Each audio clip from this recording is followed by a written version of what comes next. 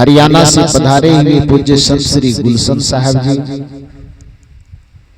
एवं मंच पर विराजमान परम वंदनीय संत समाज, इस परिवर्तक स्थल पर उपस्थित अध्यात्म प्रेमी सज्जनों तथा देवियों, अभी इस मंच के माध्यम से, गुरुजनों के माध्यम से आध्यात्मिक ज्ञान से ओतप्रोत विचारों को श्रवण कर रहे थे। मनुष्य इस संसार में अपनी समझ के अनुसार हर चीज को सुंदर बनाना चाहता है। वह सुंदर वस्त्र पहनना चाहता है, सुंदर घर में रहना चाहता है, सुंदर भोजन करना चाहता है, सुंदर आसन पर बैठना चाहता है। वो हर चीज सुंदर बने, इसका प्रयास तो अपने रुचि के अनुसार वह करता है। लेकिन हमारा जीवन सुंदर बन सके, इसके लिए वह प्रयास नहीं करता है। हर चीज हमारे जीवन में सजा हुआ हो, इसके लिए वह प्रयास करता है। लेकिन हमारा जीवन भी सज जाए, इसके लिए वह कभी प्रयास नहीं करता है। अभी परम पूजनीय श्री समता साहब जी के द्वारा जो बातें हम सबों से कही जा रही थी, वह इसी ओर सूचित कर रहे थे कि हम सब चीज सजाते हैं, सब चीज संवारते हैं, जीवन को नहीं सजा पाते। जीवन किस चीज से सजेगा? जीवन सजेगा मानवीय सद्गुणों के फूल से। मानव हैं हम तो निश्चित रूप से हमारे अंदर मानवीयता का गुण होना चाहिए। इंसान हम हैं तो निश्चित ही हमारे अंदर इंसानियत का गुण होना चाहिए। मनुष्य हम हैं तो स्वाभाविक रूप से हमारे अंदर मनुष्यता का गुण होना चाहिए। आज मनुष्य के पास हर एक प्रकार की समृद्धि उसके पास आ रही है।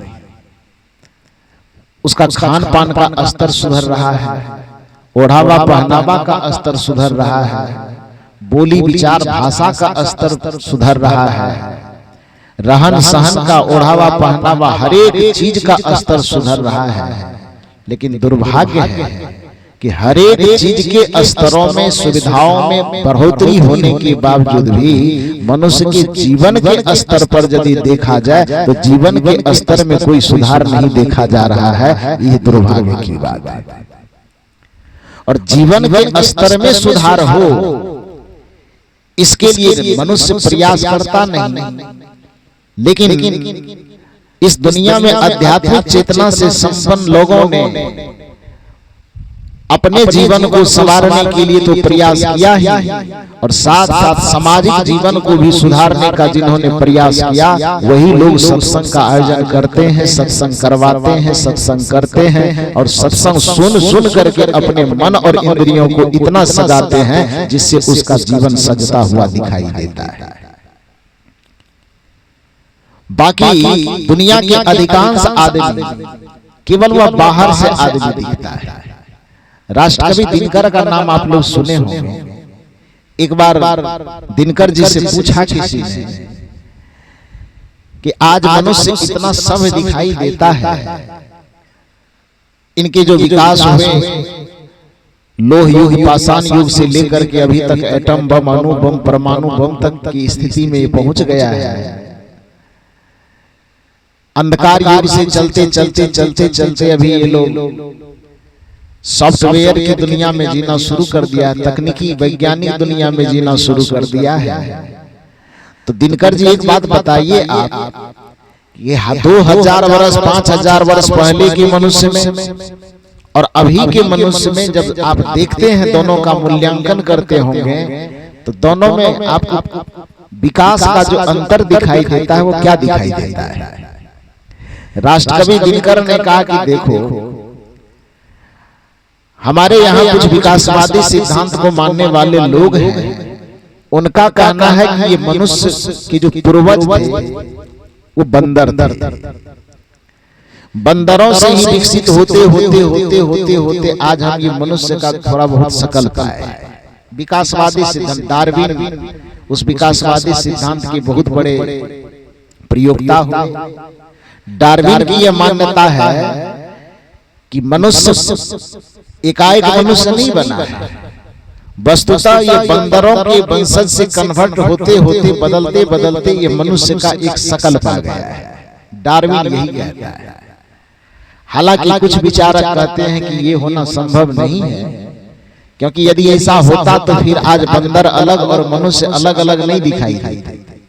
जब मनुष्य विकसित हो गया तो फिर बंदर बचा नहीं रहना चाहिए।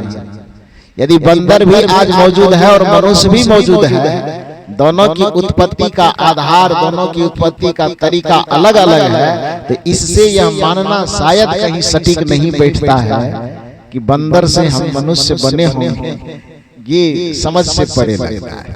लेकिन डार्विन की यह मान्यता है, तो उस डार्विन की मान्यता को, विकासवादी मान्यता को आधार बना करके राष्ट्रकवि दिनकर ने कहा कि यदि डार्विन के उस विकासवादी सिद्धांत को मान लिया जाए कि मनुष्य पशु की श्रेणी से बनते बनते बनते बनते धीरे धीरे मनुष्य की आकृति पाया है, तो हम उस अंधकार युग से और अभी इस वैज्ञानिक युग की तुलना करें तो इतना परिवर्तन दिखाई देता है कि पहले मनुष्य यदि बंदर रहा होगा तो इसके भी पूंछ रहे होंगे, इसके भी पूरे शरीर में रोआ रहा होगा।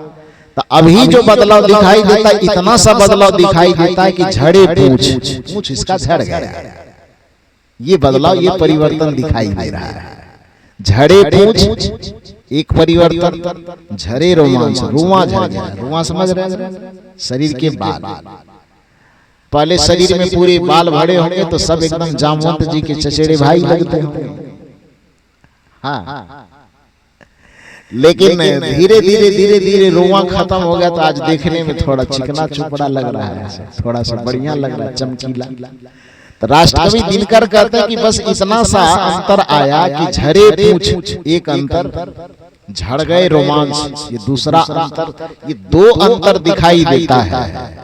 लेकिन इतना बात याद रखो कि आज संपूर्ण बदलाव जो होना चाहिए मनुष्य में वह नहीं दिखाई दे रहा है। दिनकर जी कहते हैं कि झरे पूंछ, झड़ गए रोमांच, पशुता का झरना बाकी है, बाहर से तो सवर गए अंदर का सवरना बाकी है, बाहर से तो सवर गए अंदर का सवरना। बाहर से हम सज गए, अंदर का सजना अभी भी बाकी है। बाहर से हम आकृति से मनुष्य बन गए, लेकिन प्रकृति से हम अभी तक मनुष्य नहीं बन पाए। आकार से हम मनुष्य बन गए, लेकिन विचार, व्यवहार और संस्कार से हम मनुष्य नहीं बन पाए। जिसके कारण से होता क्या है कि आज मनुष्य के शरीर में रहते भी मनुष्य हैवानियत पर उतर आता है, वह पशु से भी बदतर जीवन विचार संस्कार में जीता है। हम लोग एक भजन में बड़ा सुंदर गाते हैं, वो भजन है, लग गया है ग्रहण आदमी को, आदमी से जलन आदमी को। आज आदमी की शक्ल पाकर के भी आदमी आदमियत में नहीं जी रहा है, उसकी बुद्धि में ग्रहण लग गया है। और याद रखिए कि जब किसी की बुद्धि और विचार में ग्रहण लगता है, अर्थात बुद्धि उसकी भ्रमित होती है, तब क्या होता है? उसके सर्वनाश की घटना शुरू होती है। गोस्वामी जी ने भी बड़ा सुंदर कहा है कि जाहि विधि दारुण दुख दिन्हा, ताकर पहल मति हर लिन्हा। इस संसार में जिसको भी विधाता, हालांकि विधाता कोई सुख दुख देता नहीं, लेकिन गोस्वामी जी चूंकि उस विधाता को मानने वाले हैं तो उसकी लेखनी तो विधाता के बगैर चलेगी। तो गोस्वामी जी उस विधाता को साक्षी मान करके कहते हैं कि जाहि विधि दारुण दुख दिन्हा, ताकर पहल मति हर लिन्हा। जिसको भी इस संसार में दुख आना होता है तो उस दुख आने का सबसे पहला लक्षण यह होता है कि उसकी बुद्धि भ्रष्ट हो जाती है। बुद्धि में दोष आ जाता है, विचार में दोष आ जाता है, स्वभाव में दोष आ जाता है। और जिसके विचार में, व्यवहार में, स्वभाव में दोष आने लगे तो सबसे पहले उसकी क्या बिगड़ती है? भाषा बिगड़ती है, वाणी ने बिगड़ेगी। क्रोध आता है तो क्रोध के समय में क्या बिगड़ता है? भाषा बिगड़ता है। जब भी हमारे मन में कोई विकार आता है तो जैसे बुखार लगने पर यह पहचान होती है कि किसी के शरीर में बुखार आ गया, इससे का मतलब यह कि उसके शरीर का तापमान बढ़ जाएगा, तो लक्षण हो ना। उसी प्रकार से जब दुख आना होता है तो लक्षण यह प्रकट होता है कि किसी का जो बुद्धि है वह बिगड़ जाता है। अब बुद्धि बिगड़ गई है, इसकी पहचान क्या है, इसका लक्षण क्या है? तो उसका सबसे बड़ा लक्षण है कि उसकी जुबान, उसकी भाषा बिगड़ जाती है। जिसके भाषा से निंदा निकलने लगे समझना कि पतन का दरवाजा उसका खुल गया है। जिसके भाषा से झूठ निकलने लगे, अनावश्यक किसी को झगड़ाने लड़ाने की बात निकलने लगे, समझ जाना कि चाहे वो कितना भी धनवान, पदवान, विद्वान हो, उसके पतन का रास्ता खुल गया है। क्योंकि नीति कहती है कि जब आपके सर से आपकी छाया ज्यादा लंबी होने लगे और आपकी योग्यता और सामर्थ्य से आपकी जुबान लंबी होने लगे, तो इससे स्पष्ट समझ लेना चाहिए कि अब आपके जीवन का सूरज ढलने वाला है, आपके सफलता और शांति का सूरज ढलने वाला है। उदाहरण दिया कैसे? कहा नहीं विश्वास होता है तो धूप में जाकर के खड़ा हो जाए। अभी लगभग 12-1 के आसपास, 12 बज रहा है, धूप में कोई जाकर के खड़ा हो तो उसके शरीर की जितनी लंबाई है उस लंबाई से छाया बड़ी बनेगी कि छोटी बनेगी? क्या होगी? कभी प्रैक्टिकल नहीं किए? अब यहां से उठना तो रास्ते में एक बार छाया को निहार मार पता चल जाए। तो उसमें जब कोई भी व्यक्ति खड़ा होगा तो उसके शरीर के आकार से छाया अभी छोटी होगी कि बड़ी होगी? क्या होगी? छोटी होगी। 4-5 बजने का जिस समय वक्त होगा, सूरज एकदम पश्चिम दिशा में जाकर के ढलने की स्थिति में आ जाएगी, उस समय कोई व्यक्ति धूप में जाकर के खड़ा होगा तो उस समय छाया की लंबाई उसके शरीर के बराबर, छोटी या बड़ी क्या होगी? क्या होगी? थोड़ा जोर से बता दीजिए। छाया बड़ी होगी कि नहीं? तो छाया बड़ी दिख रही है, इससे प्रमाणित क्या हो रहा है? लक्षण क्या दिखाई दे रहा है? कि छाया हमारे शरीर से बड़ी हो रही है। इससे लक्षण क्या स्पष्ट हो रहा है? लक्षण यह स्पष्ट हो रहा है कि सूरज अब ढलने के लिए जा रहा है। यही ना हो रहा है? नीति कहती है कि छाया आपके शरीर से तभी बड़ी होगी जब सूरज ढलने के लिए जा रहा होगा। उसी प्रकार से जैसे शरीर की छाया जब शरीर से लंबी हो जाए तो समझना चाहिए कि सूरज ढलने का वक्त आ गया है। उसी तरह से व्यक्ति के सामर्थ्य और योग्यता से उसकी भाषा, उसकी जुबान, उसकी वाणी यदि लंबी चौड़ी भागने लगे तो समझ जाना चाहिए कि उसके पतन का रास्ता शुरू हो गया है, उसके जीवन का सूर्यास्त होना शुरू हो गया है। सफल ये लक्षण है। ठीक उसी प्रकार से आपकी बुद्धि भ्रष्ट है कि नहीं, इसका लक्षण यह होगा कि आपकी वाणी भाषा बिगड़ जाएगी। वाणी में गाली का प्रवेश हो जाएगा, निंदा का प्रवेश हो जाएगा, झूठ का प्रवेश हो जाएगा, बेमतलब के एक दूसरे की चुगली करके एक दूसरे को लड़ाने झगड़ाने की कोशिश करेंगे। तो ये क्या है? ये आपके शांति, सुकून और चैन का सूरज अब क्या होने वाला है? ढलने वाला है। क्योंकि नीति यही कहती है कि चाहे विधि दारुण दुख दिन्हा ताकर पहले मति हर लिन्हा। आदमी की बात कौन कहे?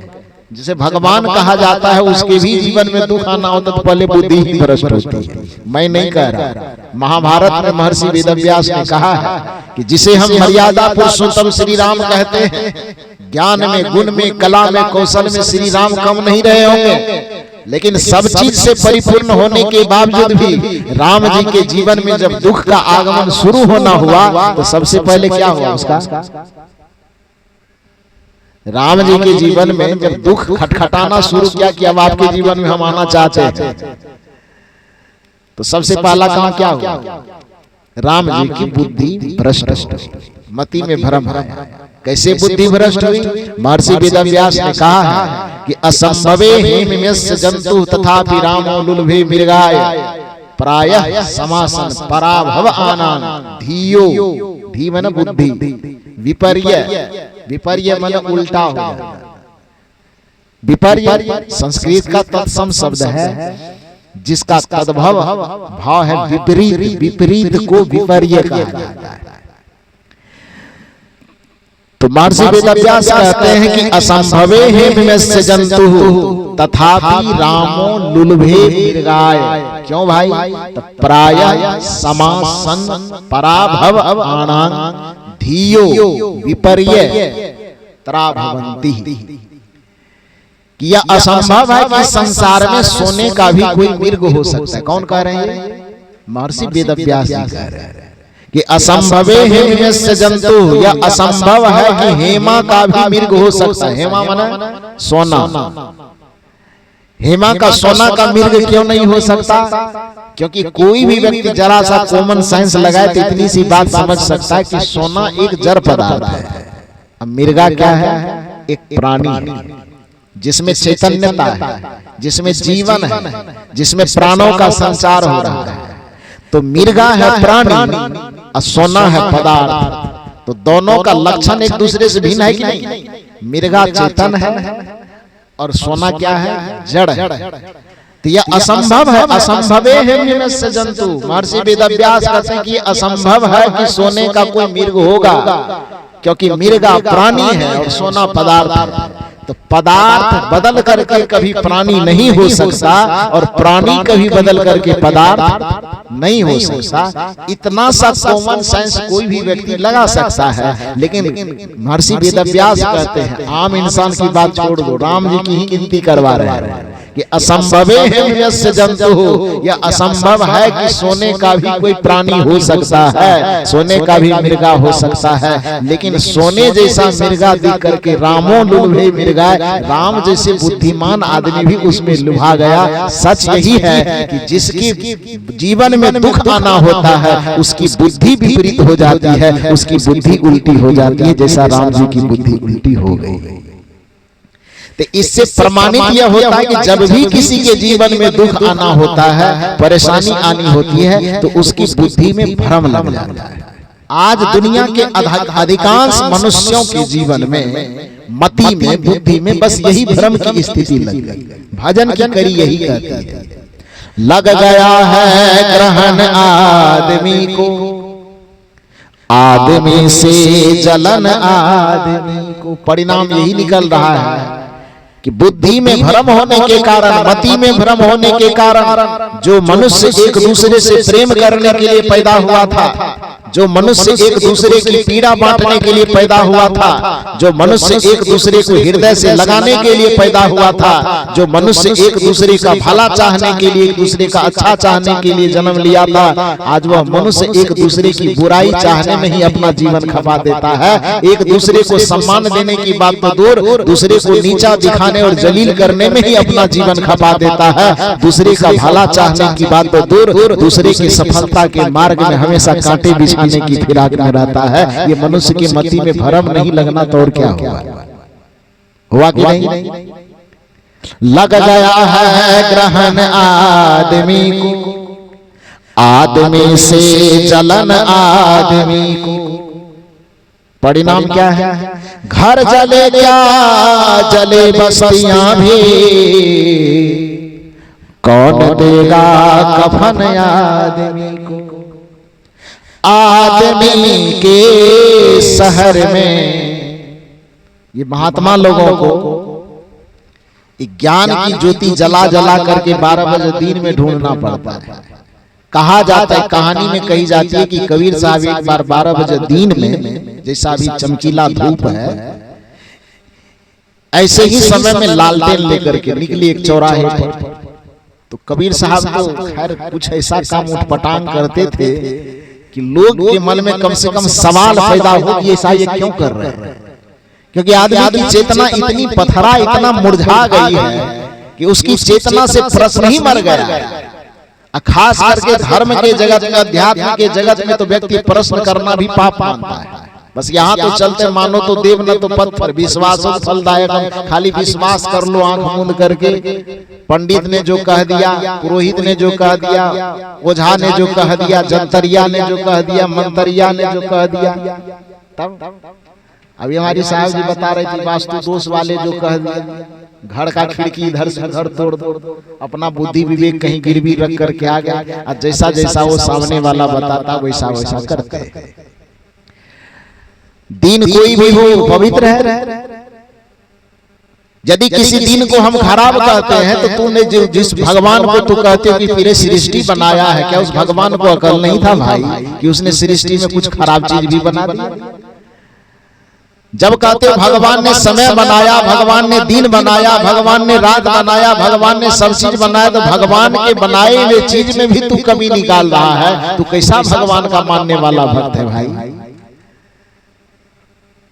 दिन कोई खराब नहीं होता, समय कोई खराब नहीं होता। हाँ, आपका चरित्र विचार व्यवहार यदि खराब हो जाए तो अच्छा चीज भी खराब हो जाएगा, और यदि आपका चरित्र विचार व्यवहार और संस्कार उत्तम हो जाए तो बुरे जगह भी आपके लिए अच्छे हो जाएंगे। जगह खराब नहीं होता है, बल्कि व्यक्ति का स्वभाव और संस्कार खराब होता है। यदि व्यक्ति, कुछ लोग तो यहाँ तक कहते हैं कि नाम जो रखे हैं आप, नाम की राशि खराब। अरे नाम की राशि यदि खराब है तो राकम राम एक राशि, राकम रावण एक राशि, तो राशि दोनों की एक है। राम की राशि रावण की राशि अलग अलग है कि एक है? क्योंकि रावण की शुरुआत र अक्षर से होती है और राम की शुरुआत र अक्षर से होती है। तो दोनों की राशि एक हुई कि अलग अलग? तो एक ही समय में एक ही जगह पर राम जीत कैसे गया और रावण हार कैसे गया? सवाल होगा कि नहीं होगा? आवाज थोड़ा ठीक करो तो भैया, बाजा का आवाज बढ़ा दो थोड़ा सा। बोलिए सदगुरुदेव की। यदि किसी के नाम के अक्षर के चलते उसमें दोष निकालना शुरू कर देंगे कि इसके नाम के चलते, इसकी राशि के चलते इसका भाग बिगड़ रहा है, जीवन बिगड़ रहा है और सब चीज बिगड़ रहा है, तो भैया एक बात बताओ कि राकम राम राकम रावण, तो राम और रावण की राशि एक है कि अलग अलग है? एक है ना। तो रावण हार कैसे गया, राम जीत कैसे गया? क्यों जीता, क्यों हार? यदि राशि से ही कोई फर्क पड़ता है तो कृष्ण और कंस की राशि एक है कि अलग अलग है? यदि राशि से ही कोई फर्क पड़ता है तो गांधी और गोडसे की राशि अलग अलग है कि एक है? गांधी और गोडसे दोनों में नाम का जो अक्षर है, शुरुआती अक्षर एक जैसा है कि अलग अलग है? यदि नाम से ही और राशि से ही कोई फर्क पड़ता है तो ओसामा में और ओबामा के राशि में अलग अलग भेद है कि अंतर है कि एक है? ओसामा ओबामा राशि तो दोनों की एक है, लेकिन ओसामा कौन हुआ? Osama bin Laden. ओबामा कौन हुआ? अमेरिका का राष्ट्रपति। ओसामा मारा जाता है, ओबामा जिस समय अमेरिका के राष्ट्रपति थे पाकिस्तान से खोज करके ओसामा बिन लादेन को मार दिया और जाके समुद्र में फेंक दिया, उसको हड्डी गुड्डी का पता भी नहीं लगने दिया। तो जब राशि से ही हम तुलना करेंगे कि राशि से व्यक्ति अच्छा और बुरा होता है, तो ओसामा और ओबामा दोनों की राशि एक है। एक महा आतंकवादी है, एक इस धरती की जो सबसे बड़ी विश्व शक्ति के रूप में उभरा हुआ राष्ट्र है उस अमेरिका के राष्ट्रपति है। तो दोनों के व्यक्तित्व में अंतर है कि नहीं है? तो यहाँ राशि कौन काम करती है? गांधी और गॉडसे की राशि दोनों की एक है, लेकिन एक को दुनिया राष्ट्रपिता कह करके पुकारता है तो दूसरे को इसी भारत देश की संस्कृति, इसी देश की न्याय व्यवस्था ने फांसी पर लटका दिया, वो गांधी की हत्या करने के कारण लटकाया गया नहीं। तो जब राशि ही सब चीज महत्वपूर्ण भाव रखता है, महत्व रखता है, तो फिर ये दोनों में से एक राशि मारा चला गया, एक को सरकार मन फांसी पर क्यों लटका दिया? कृष्ण और कंस दोनों की राशि जब एक है तो फिर कृष्ण इतने महान क्यों होंगे? कंस को इतना दुष्चरित्र, इतना दुष्ट क्यों कहा जाता है कि आज युगों बीत जाने के बावजूद भी कोई भी आदमी अपने बच्चे का नाम कंस नहीं रखना पसंद करेगा? रखता है क्या? यदि राशि जीवन में बहुत ज्यादा महत्वपूर्ण चीज है तो राम और रावण दोनों की राशि एक होने पर भी रावण अपूज्य क्यों है? रावण घृणा की दृष्टि से क्यों देखा जाता है और राम पूज्य क्यों माना जा रहा है? वह आदर्श के रूप में क्यों देखा जा रहा है? इससे स्पष्ट होता है ये तंत्र के नाम पर, जंत्र के नाम पर, मंत्र के नाम पर, राशि के नाम पर, ग्रह के नाम पर, लक्षण नक्षत्र के नाम पर आदमी को केवल इस संसार में बेवकूफ बनाया जाता है। वस्तुतः राशि अपने आप में कोई मायने नहीं रखता है। व्यक्ति का कर्म, विचार, व्यवहार और संस्कार मायने रखता है। जो सत्संग में आकर के अपने विचार, व्यवहार, संस्कार को संवार लेता है, चाहे वह किसी भी नाम का हो, किसी भी राशि का हो, उस व्यक्ति का जीवन धन्य हो जाता है और उसके जीवन से लाखों लोगों को लाभ। लग गया है ग्रहण आदमी को, आदमी से जलन आदमी को, घर जले क्या जले बस्तियां भी, कौन देगा कफन आदमी को। ऐसी स्थिति आज संसार की आ गई है। ऐसे ही स्थिति से भरे हुए संसार में सदगुरु कबीर साहब एक बार 12 बजे दिन में लालटेन लेकर के निकले, क्योंकि कबीर साहब कहते हैं कि किसी तरह से कोई प्रश्न तो करे, क्योंकि धर्म जगत में प्रश्न करने को पाप माना जाता है। आंख मूंद लो, जो सामने वाला कह रहा बस उसकी बात को मानो। ये आंख मूंद करके मान लो कि इसमें से बहुत सारे लोग हैं अभी कुंभ नहाने तो नहीं गए होंगे। अब धर्म का जो अपने आप को कोई ठेकेदार कहता है, टीवी चैनल पर आकर के कहा कि कुंभ में जो नहीं पहुंचेगा उसको राष्ट्रद्रोही मानना चाहिए। अब बताओ, अब पूरे छत्तीसगढ़ के लोग उठ करके चले जाए तो सब वहां धनिया की चटनी बन जाएगा कि नहीं बन जाएगा? लगा है। अब नहीं जाए तो धर्म की गद्दी पर बैठ करके वहां से पुकार करके चिल्ला करके, पुकारना तो थोड़ा सभ्य भाषा, चिल्लाना कहिए, वो चिल्ला करके कह रहा है कि जो नहीं पहुंचेगा वो देशद्रोही कहलाएगा। ये कोई भाषा है? इसका कोई मतलब है कि किसी को हो सकता है किसी कारण से न जा सके, चाहे उम्र के कारण, अवस्था के कारण, या मन में इच्छा ही ना हो, न जाए वहां, न डुबकी लगाए, तो देशद्रोही कैसे हो जाएगा? धर्म की गद्दी पर बैठ करके आदमी के मुंह से लगता है कि हम जो कुछ निकालने, बहुत सारे ऐसे अंधभक्त, कहिए भक्त मत कहिए, बहुत सारे ऐसे अंधभक्त हैं जो आंख कान मूंद करके जब वहां से जो चीज बोली जाती है उसको सिर माथे पर उठा करके रख लेते हैं।